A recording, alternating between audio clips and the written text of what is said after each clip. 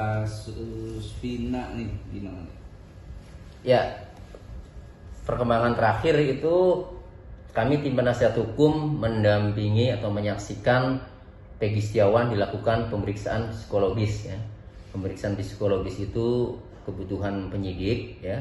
Mungkin karena jawaban Peggy Setiawan selama ini konsisten karena memang dia tidak melakukan tindak pidana pembunuhan itu sehingga jawabannya konsisten.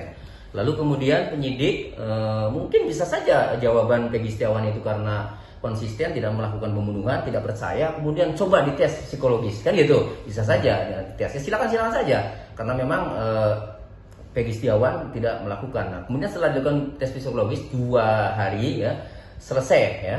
Nah, selesai kemudian katanya mau dilakukan tes kebohongan atau poligraf ya, itu akan kami sikapi ya apa urgensinya. Nah, kalau memang dilakukan tes kebohongan ya harusnya semua saksi-saksi ya bukan hanya Peggy Setiawan, saksi yang memberatkan Peggy Setiawan, saksi yang mengatakan bahwa Peggy Setiawan itu pelaku ya, mulai dari siapa namanya Aep, kemudian siapa lagi ada terpidana yang katanya mengatakan Peggy Setiawan terlibat, itu juga harus diperiksa baik psikologisnya maupun tes kebohongan itu ya. Nah, terus kemudian mengenai pra-peradilan ya. Pra-peradilan itu tim kami tadi mengabarkan ya di Bandung bahwa hari ini rencananya mau didaftarkan ya. Nanti update-nya ya, nanti setelah didaftarkan juga nanti keluar nanti update-nya. Jadi hari ini jam 1 ini informasinya berkumpul di sekitar Pengadilan Negeri Kota Bandung kemudian untuk mendaftarkan gugatan pra-peradilan. Itu. Alasannya kenapa pra-peradilan? Iya, pra-peradilan ini karena kami tim penasihat hukum Peggy Setiawan ini ya, melihat dari saksi-saksi yang muncul ya, bahwa saksi-saksi yang kami hadirkan mengetahui bahwa pada saat kejadian 27 Agustus 2016 Peggy Setiawan ini berada di Bandung dan saksinya banyak sudah kami hadirkan.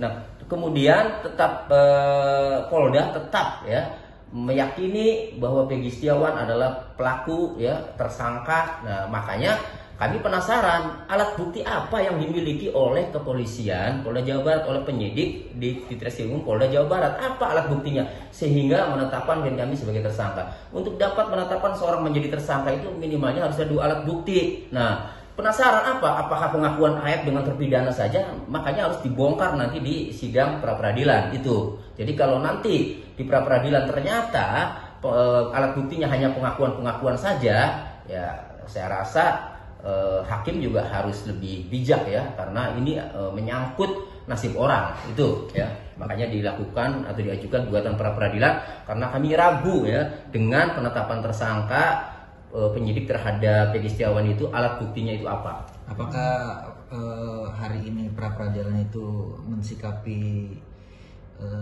statement dari Polda bahwa sudah akan dilimpahkan ke kejaksaan berkasnya?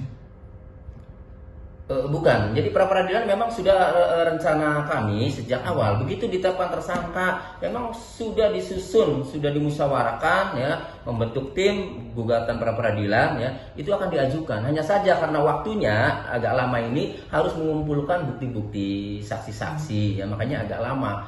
Nah, terkait penjelasan dari Bidhumas atau Bidhumas Polda Jawa Barat yang katanya pekan depan akan melimpahkan berkas perkara, ya itu silakan saja ya. Kami melihatnya memang kasus ini setelah saksi-saksi bermunculan ya, Pak Benny Mamoto waktu ketemu di Jakarta itu menyampaikan setelah saksi-saksi bermunculan ini akan panjang lagi pemeriksaannya ya. Belum lagi tadi mengatakan juga dari Polda bukan hanya Peggy Setiawan, saksi-saksi juga akan dilakukan pemeriksaan psikologis kan itu.